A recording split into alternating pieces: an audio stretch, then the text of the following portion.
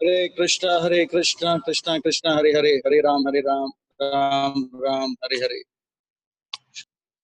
अंतर्राष्ट्रीय कृष्ण भावना भावी संघ इस्कॉन मीरा रोड की ओर से प्रस्तावित आज का यह विषय शाम का सत्र में आए भक्तों का, धर्म प्रेमियों का, कथा प्रेमियों का, अतिथियों का, आजीवन सदस्यों का, श्रोताओं का हार्दिक स्वागत करते हैं। आप सब श्री श्री राधा गिरधारी जी के शुभकामनाएं स्वीकार करें, श्रील प्रभुपाद जी की कृपा प्राप्त करें। हरे कृष्णा। तो श्रील प्रभुपाद जी के यह जीवन लीला पर आधारित यह विशेष सत्र में आज हम किस प्रकार से प्रभुपाद जी अपने गुरु की आज्ञा का पालन करने हेतु पाश्चात देश गए थे, और खास करके सैन फ्रांसिस्को का थोड़ा सा मैं वर्णन करूंगा।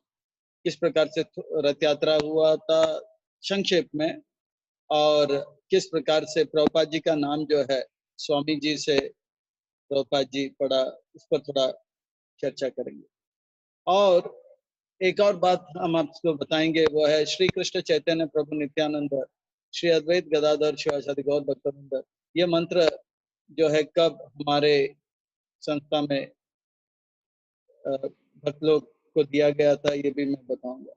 तो 1967 में श्रील प्रभुपाद जी जो है आए थे सैन फ्रांसिस्को में। बेबरी नाम का जगह था, और वहाँ पे प्रभुपाद जी प्रवचन किए, भक्त लोग जुड़े। और खास करके प्रभुपाद जी का रोज ऐसे ही प्रचार होता था कि दोपहर को कीर्तन करते थे, और वहाँ के हिप्पी लोग प्राय जुड़ जाते थे।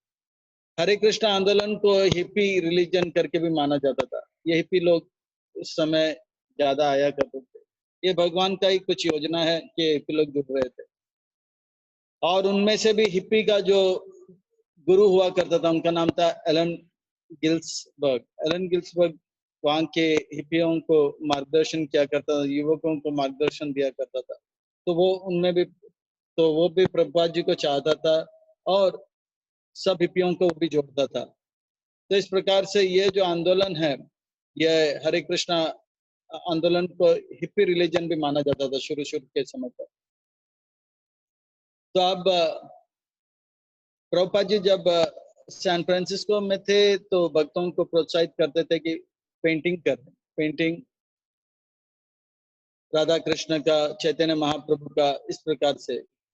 तब तब जो है जदुरानी करके उनके जो शिष्या हुई, वो वृंदावन का एक सुंदर सा पेंटिंग किया था, जिसमें सनातन गोस्वामी पाद, जो कि हमारे संबंध आचार्य माने जाते हैं, राधा मदन मोहन का मंदिर फिर यमुना का तट के नजदीक में है। और इस तो वो फोटो के बहुत अच्छा वृंदावन का पेंटिंग भी किया था, और वो पेंटिंग को प्रभुपाद जी जहाँ बैठते थे उसके ऊपर रखते थे। और इस प्रकार से प्रभुपाद जी प्राय जो है शुरू के दिन में भक्तों से ही पेंटिंग करा के लेते थे, और वही पेंटिंग लगाते थे। और प्रभुपाद जी का जीवन कितना सरल हुआ करता था, वो इस बात से हम जानने का प्रयास करेंगे। प्रभुपाद जी के पास टेबल या चेयर हुआ नहीं करता था, क्योंकि उन दिनों पे आमदनी बहुत कम थी। या आमदनी की बात नहीं, मतलब डोनेशन वगैरह बहुत कम था। तो प्रभुपाद जी जो ट्रंक बॉक्स, जो बक्सा बोलते हैं हम लोग, वो बक्सा जो होता था, बक्सा समझते हैं आप? ट्रंक बॉक्स समझ में आ रहा है? बक्सा क्या होता है? तो मोटा सा जो पेटी है, वो पेटी को प्रभुपाद जी सामने रखते थे, और उसके ऊपर चादर डालते थे, तो वही हो गया प्रभुपाद जी का टेबल या डेस्क। और प्रभुपाद जी नीचे बैठते थे और लोगों से मिलते थे। और एक जगह से जब दूसरा जगह जाना होता था, उस डब्बे के अंदर जितने भी प्रभुपाद जी का सामान था वो पैक कर लेते थे, और उनके जो सेवक लोग थे वो डब्बा उठा के जाते थे, और दूसरा न्यूयॉर्क में लगाते थे, या बॉस्टन में लगाते थे, लॉस एंजल्स में। फिर सामान को अ, अंदर से बाहर करके व्यवस्थित रखते थे। फिर प्रभुपाद जी का टेबल, प्रभुपाद जी का डेस्क, और चेयर जो था, चेयर यानी कि नीचे एक छोटा सा गद्दा लगा देते, प्रभुपाद जी का हो गया, या ऑफिस। तो प्रभुपाद जी सरल जीवन ऊंचे विचार, ये प्रभुपाद जी का हमेशा से रहा जीवन का एक सिद्धांत है। तो पहला रथ यात्रा जब हुआ था सैन फ्रांसिस्को में, सैन फ्रांसिस्को प्रभुपाद जी ने नाम दिया जगन्नाथपुरी।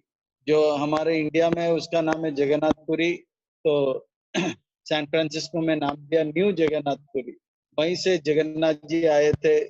इस्कॉन का सबसे पहला विग्रह राधा कृष्ण भी नहीं, गौर निताई भी नहीं, जगन्नाथ जी हुए।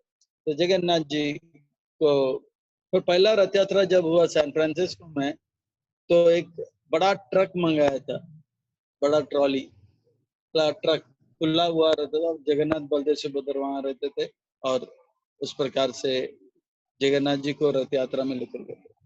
और पहला रथ यात्रा में प्राय जगन्नाथ जी को कोई कपड़े भी नहीं पहनाया गया था, क्योंकि पेंटिंग, जैसे विग्रह का पेंटिंग आप लोग जयपुर में देखोगे या वृंदावन में या मंदिरों में जो स्टॉल होता है वहां पे विग्रह, तो विग्रह में कभी कभी विग्रह के खास करके संगमरमर का जो विग्रह होता है, जो मार्बल का विग्रह होता है, उसमें पहले से पेंटिंग होता है कि कृष्ण का चादर है, पीला धोती है और मुरली धारण करना है, पहले से ही रहता है।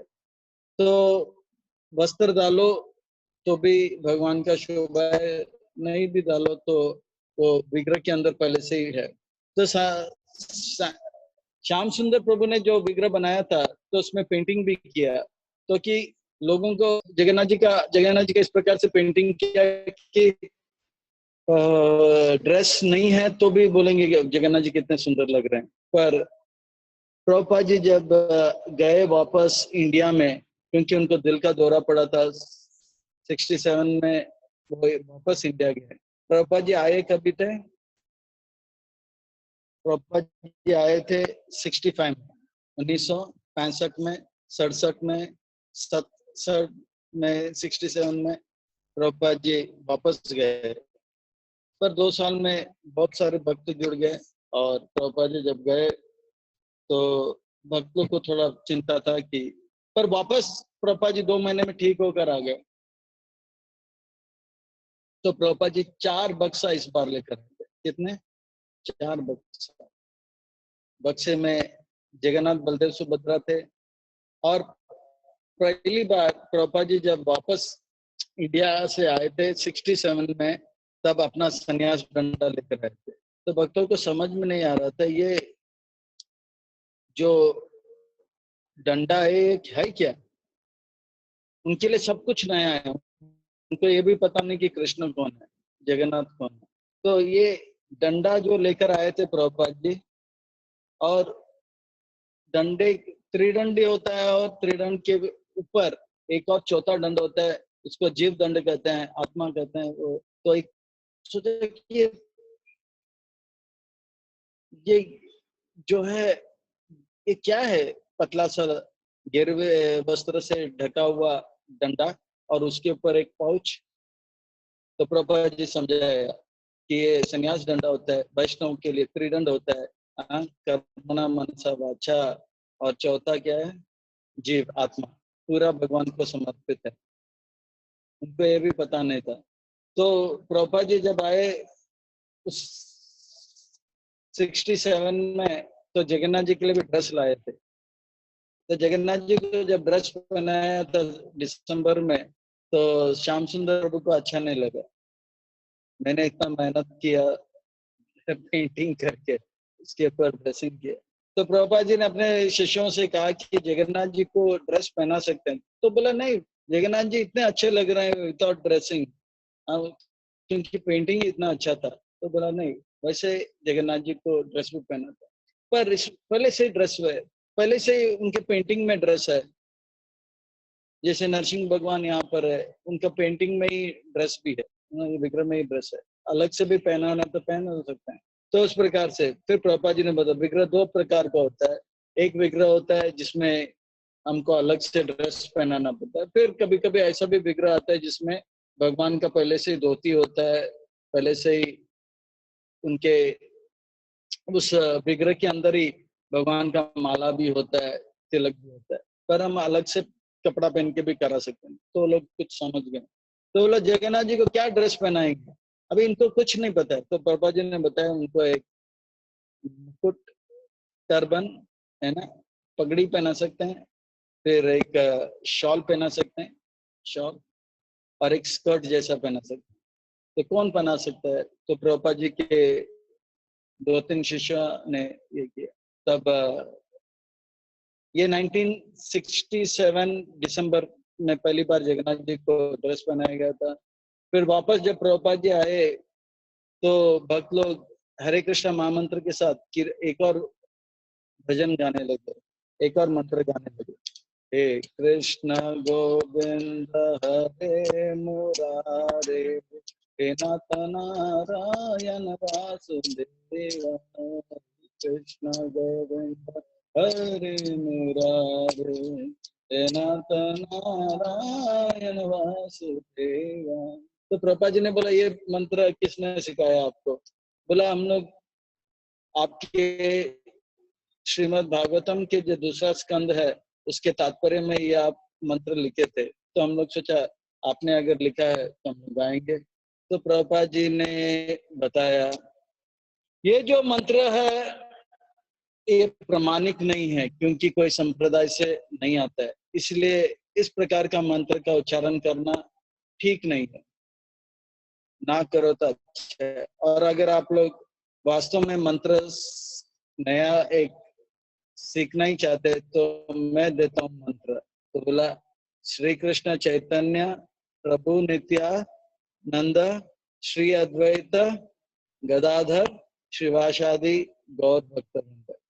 1965 में प्रभुपाद जी आए, सबको हरिनाम दिया, पर 1967 में क्या बोलते हैं, सतसठ में प्रभुपाद जी ने क्या दिया, श्री कृष्ण चैतन्य प्रभु नित्यानंद। पर हम लोग को जैसे ही आते हैं बोले कि हरे कृष्ण महामंत्र जप करो, और ये जो है मणि, इसको क्या बोलते हैं, मेरु पर्वत, गुरु मणि या कृष्ण मणि, और श्री कृष्ण चैतन्य महाप्रभु नित्यानंद, ये 5 नाम लोगे तो 10 नाम अपराध जो होने का प्रवृत्ति है वो कम हो जाएगा चैतन्य महाप्रभु की कृपा से। तो पहले आते ही हमको पता लग जाता है, पर प्रभुपाद जी को इन लोग ये जो थे इतने नए थे कि उनको ये भी पता नहीं था श्री कृष्ण चैतन्य प्रभु नित्यानंद श्री अद्वैत गदाधर श्रीवासादि, ये मंत्र उनको दिया गया था प्रभुपाद जी ने, 2 साल के बाद उनको मिला है। उनके लिए सब कुछ प्रभुपाद जी जो बोलते हैं उनको कृष्ण किया। फिर भक्तों ने वो बक्सा खोला तो देखा प्रभुपाद जी जगन्नाथ बलदेव सुभद्रा लाए थे, 1 2 3 से, तो तीनों को प्रभुपाद जी ने अलग से एक जगह पे रखा। अब रथ यात्रा के बाद बहुत सारे भक्त जुड़ गए थे, वो लोग आके देखते थे तो बोलते है ये क्या, बोलते ये अमेरिका में पहले, अमेरिका के जो पहले निवासी होते थे उनको इंडियंस बोलते थे, रेड इंडियंस बोलते थे। उन लोग जो जो जो अमेरिका के पहले के निवासी थे उनको रेड इंडियंस बोलते थे, और वो लोग कभी कभी लकड़ियों का गुड़िया बनाते थे, और इस प्रकार से गुड़िया बनाते कि एक गुड़िया, 2 गुड़िया, 3 गुड़िया साथ में रहता है, फिर एक को दूसरे के ऊपर, दूसरे को तीसरे के ऊपर, ऐसा मतलब पहले वाले के ऊपर दूसरा, दूसरे के ऊपर तीसरा रख के कर सकते हैं। तो ये लोग बोलते हैं हाँ ये लगता है रेड इंडियन टोटम करके, उसको टोटम बोलते हैं, रेड इंडियन खिलौना है, एक के ऊपर एक रख सकते हैं। तो इस प्रकार से सब लोग बोलते हैं और एक प्रकार से मजाक भी कर रहे थे। तो प्रभुपाद जी थोड़ी देर में भ्रमण करके वापस आए, बोला तो बोला ये जगन्नाथ बलदेव सुभद्रा है, आप सब प्रणाम करो, प्रणाम करो जल्दी। तब उनको पता लगा अरे ये तो भगवान है। तो देखो इनका भाग्य क्या है, कहाँ पे जन्म लिया, क्या कर रहे थे, और भगवान का कृपा से उन प्रभुपाद जी आए और उनको जगन्नाथ जी मिल रहे हैं, तो प्रणाम किया, और फिर उनको पता लगा ये जगन्नाथ जी। तब अभी जो है पहले ये तो श्री कृष्ण ये जो मंत्र वगैरह सब उसी वक्त मिला था, और ये जगन्नाथ बलदेव सुभद्रा जो है अभी आ गए थे। अभी फिर भी ड्रेसिंग जो था शुरू नहीं हुआ था, खाली दिसंबर में एक बार ड्रेसिंग किया, फिर उसके बाद जगन्नाथ जी को ड्रेसिंग में, फिर दूसरा रथ यात्रा हुआ जो 1968 में। तब उस रथ यात्रा में, जैसे मैंने अभी थोड़ी देर पहले बताया, पहला रथ यात्रा में ट्रक में लेकर गया था जगन्नाथ जी को, खुला ट्रक में। दूसरा रथ यात्रा में जयानंद प्रभु ने और श्याम सुंदर प्रभु ने रथ बनाया था, बड़ा सुंदर रथ बना। और ये रथ ऐसा था कि उसको खोल सकते थे, बंद कर सकते थे। सैन फ्रांसिस्को का जो सबसे बड़ा जगह था, गोल्डन गेट पार्क, वहां से शुरू हुआ, बहुत लोग जुड़े थे, और गवर्नमेंट को यह रथ यात्रा बहुत पसंद आया, क्योंकि ये इसके पीछे पूरा जयानंद प्रभु का हाथ था। उन्होंने सबसे अच्छी तरह से प्रेम से व्यवहार करके सबको जोड़ा, और ये रथ यात्रा बहुत सफल हुआ। गवर्नमेंट उस दिन प्राय सबको बोलते हैं कि इस रथ यात्रा में जुड़ जाओ। और ये रथ जब समुंदर के तरफ आते हैं, गोल्डन गेट से लेके समुंदर के तरफ लेकर आते हैं, और जब समुंदर के तरफ आके वहां पे सबको प्रसाद देते हैं, और सब प्रसाद देके और कीर्तन करते हैं, खूब नाचते हैं, खूब गाते हैं। फिर उस वक्त रथ यात्रा में और एक चीज भक्त लोग बताते हैं कि रथ यात्रा में पहली बार प्रभुपाद जी का ये जो भजन है, प्रभुपाद जी का नरोत्तम दास ठाकुर का भजन जो प्रभुपाद जी गाते हैं, उसको रिकॉर्ड किया गया था। गौरांग बोलीते हबे पुलक शरीरा, हरि हरि बोलीते ज्ञाना बेनीरा।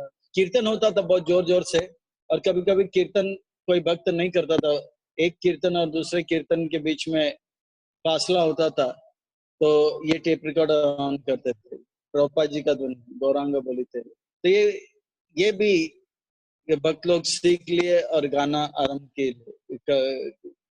कर दिए थे। अब जब जब समुंदर के सामने रथ आ गया, तो प्रभुपाद जी ने रथ के बाद, कीर्तन के बाद हमेशा प्रेम ध्वनि देते हैं, जय ओम विष्णुपाद परमहंस परिव्राजकाचार्य, ये सब बोलते बोलते गंगा मैया की जय, हाँ, यमुना मैया की जय, वृंद देवी की जय, तुलसी महारानी की जय। फिर प्रभुपाद जी ने, वैसे प्रभुपाद जी प्राय जो प्रमाणिक है उसी को पालन करते हैं, पर उस वक्त कहा कि all glories to Pacific Ocean. Pacific Ocean यानी कि वो समुद्र का नाम Pacific. All glories to Pacific Ocean, all glories to Pacific. तो भक्त लोग को बहुत अच्छा लगा। जैसे एक बार हवाई में भक्त लोग बहुत उत्साह के साथ कीर्तन कर रहे थे, तभी प्रभुपाद जी ने ये बोला, all glories to the enthusiastic dancing devotees. All glories to the enthusiastic dancing devotees. All glories to the enthusiastic dancing devotee. तो कभी कभी प्रभुपाद जी, तो इस प्रकार से हम लोग जब मोम्बासा में थे, तो वहां पे एक महाविष्णु महाराज, प्रभुपाद जी के शिष्य लंदन से, ये राजकोट वाले नहीं, इंग्लैंड वाले, वो हारमोनियम लेकर, अभी भी 70 साल के में, एक हारमोनियम नहीं बोलते हैं वो, एक होता है इसको कॉर्डियम या ऐसे कुछ बोलते हैं, तो वो लेकर हमेशा घूमते हैं, बहुत वजनदार रहता है, पर उसमें 8-8 घंटा कीर्तन करते हैं।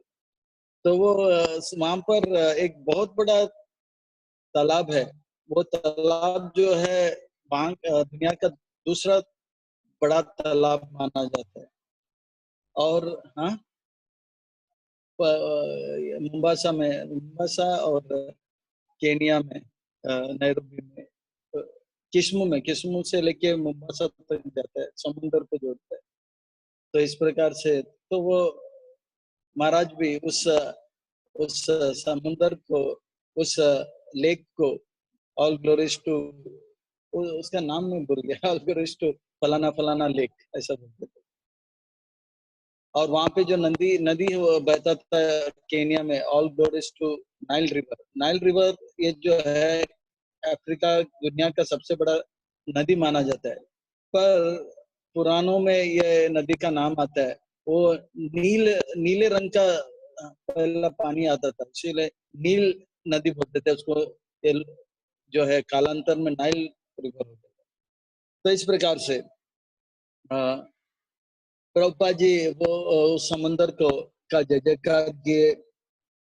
और उसी वक्त 1967 पे, हाँ 67 पे 1967 पे 1967 पे प्रभुपाद जी के एक प्रभुपाद जी के साथ तब तक श्याम सुंदर प्रभु, मालती माता जी, यमुना देवी, गुरुदास प्रभु, फिर जानकी माता जी, मुकुंद प्रभु, फिर गौर सुंदर प्रभु और गोविंद दास जी, और ऐसे और दो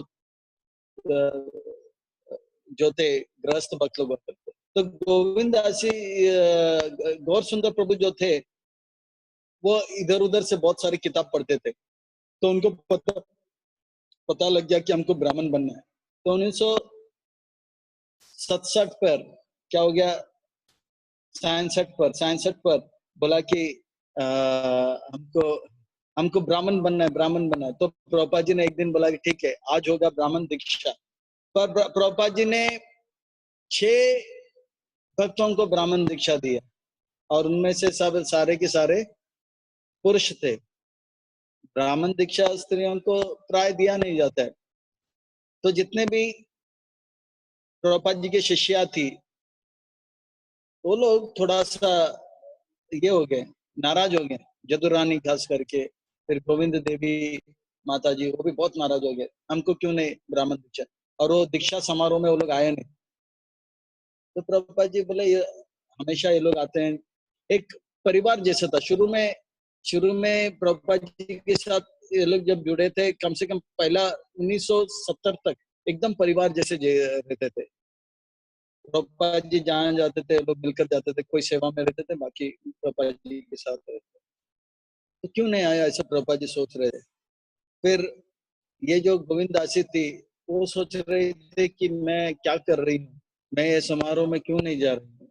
फिर उनको बहुत दुख लगा, पर 2 घंटा लेट हो गया, पर समारोह चल रहा था तब वो पहुंच गए।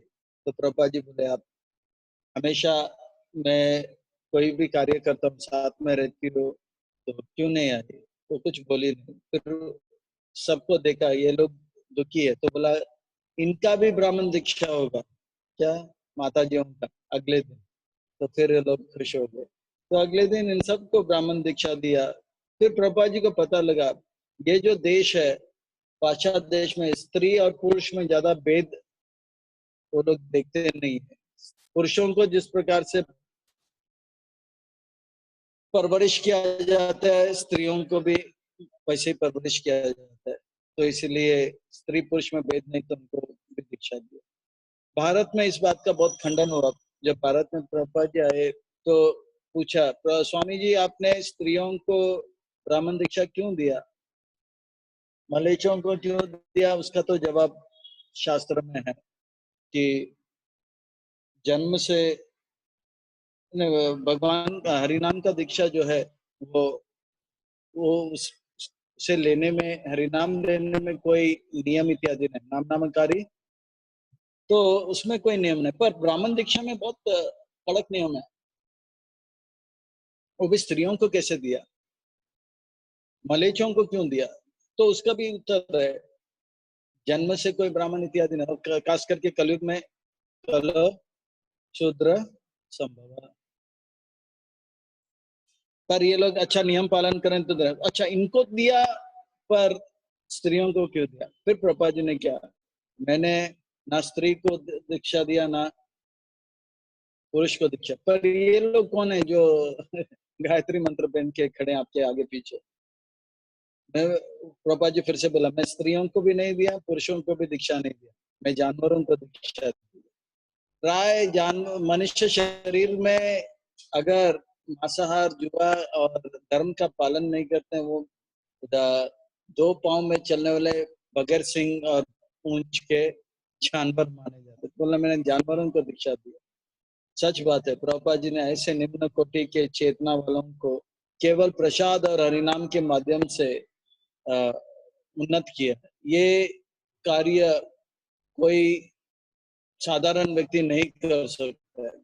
साधारण व्यक्ति जाएगा, वो भारत भूमि को छोड़कर समुद्र पार करके कोई गया साधारण व्यक्ति, वो भारत में जो संस्कृति सीखा है वो भूल जाएगा, उनका संस्कृति पकड़ लेगा, सुबह को सोएगा, रात को जागेगा, शराब पिएगा, कोट शर्ट पहनेगा और व्यभिचार करेगा और नशा करेगा। जय श्री श्री राधा गिरिधारी जी की जय, जगन्नाथ बलदेव सुभद्रा मैया की जय, श्री श्री गौरनिताई की जय। तो यह है साधारण व्यक्ति। साधारण साधु भी जाएगा, वो भ्रष्ट हो जाएगा। प्रभुपाद जी ऐसे थे कि वो धोती कुर्ता में गए और इन सब का पैंट शर्ट उतार कर उनको धोती कुर्ता पहना दिया। ये कोई साधारण व्यक्ति का काम नहीं है। तो प्रभुपाद जी स्त्रियों को ब्राह्मण दीक्षा दिया और ये सब 1967 पे हुआ। फिर 1967 के बीच में लगभग मई में यही गौर सुंदर प्रभु अब कुछ भारतीयों से मिले। तो भारत में जो उत्तर भारत से आते हैं, खास करके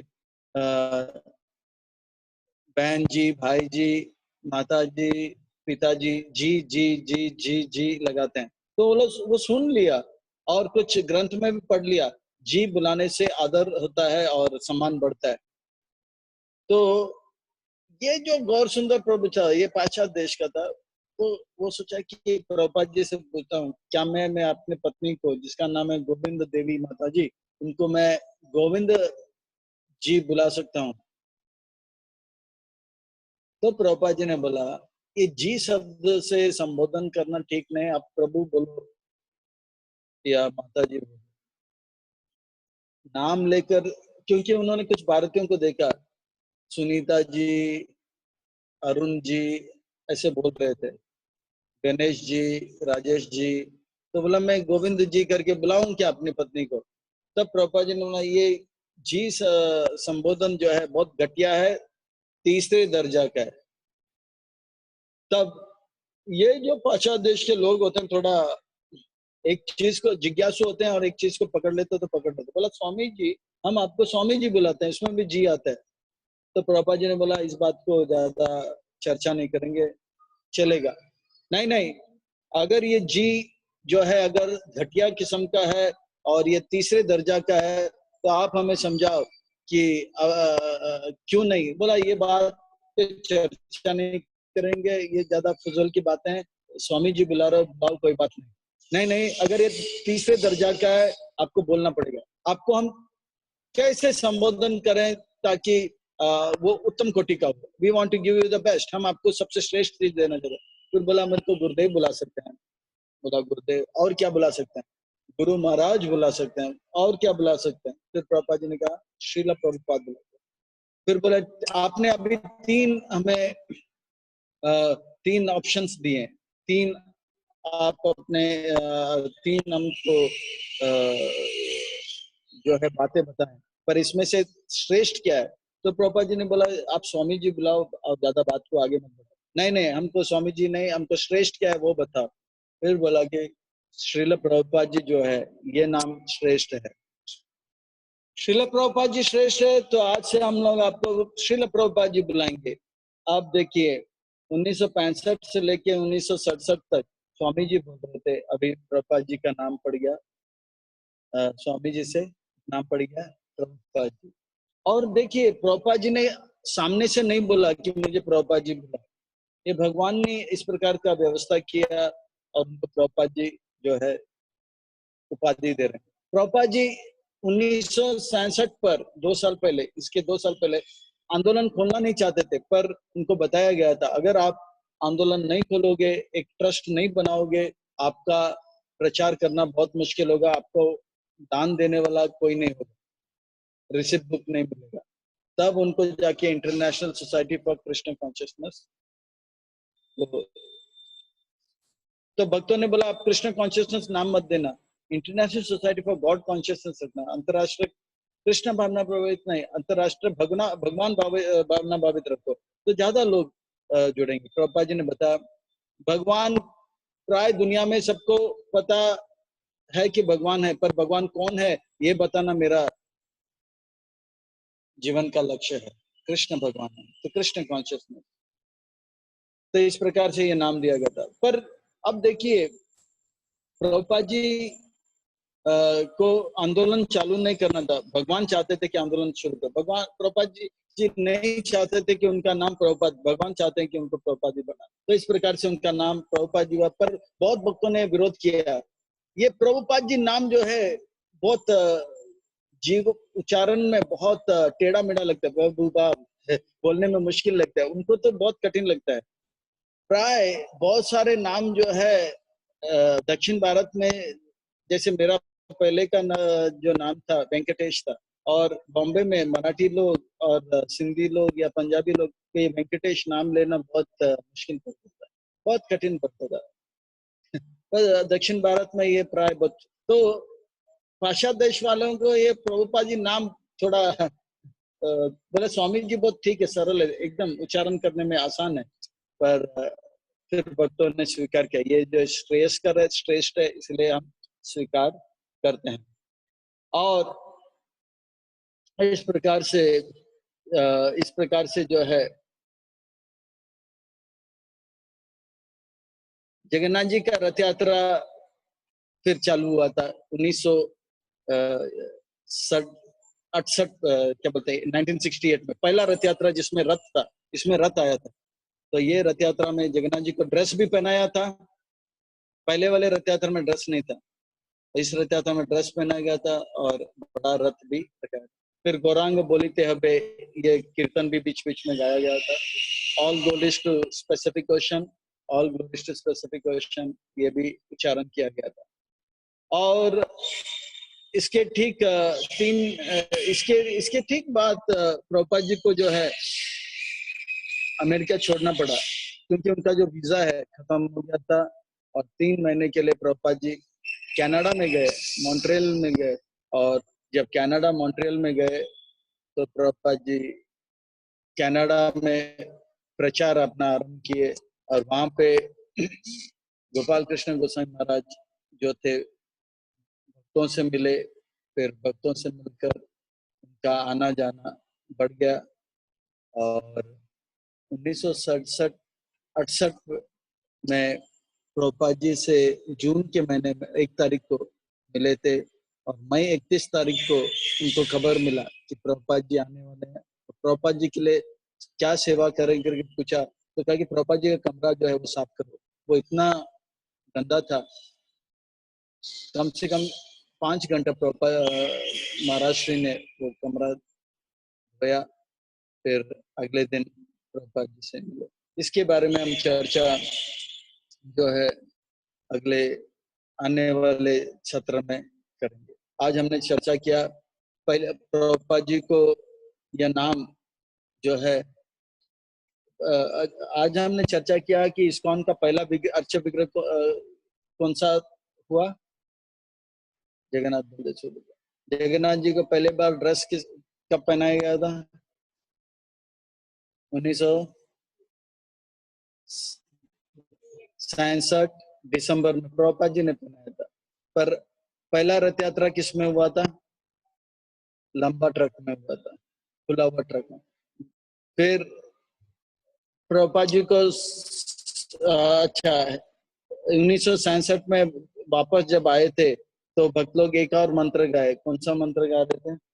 हे कृष्ण गोविंद हरे नाथ वासुदेवा, वो गाए थे। तो प्रभुपाद जी ने मना किया, क्योंकि संप्रदाय विहीन है ये मंत्र, ते निष्फल मतः, ये निष्फल होता है, कुछ काम का नहीं है। तो कौन सा मंत्र दिया गया था?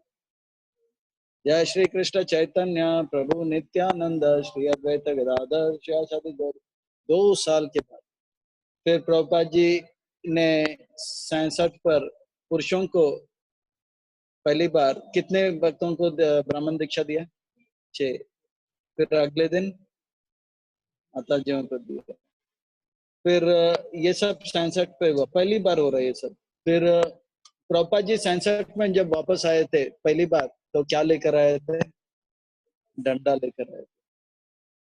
फिर 1968 में चलते हैं। 1968 में गौर सुंदर ने पूछा कि जी बुला सकते हैं, तो भक्तों ने क्या निर्णय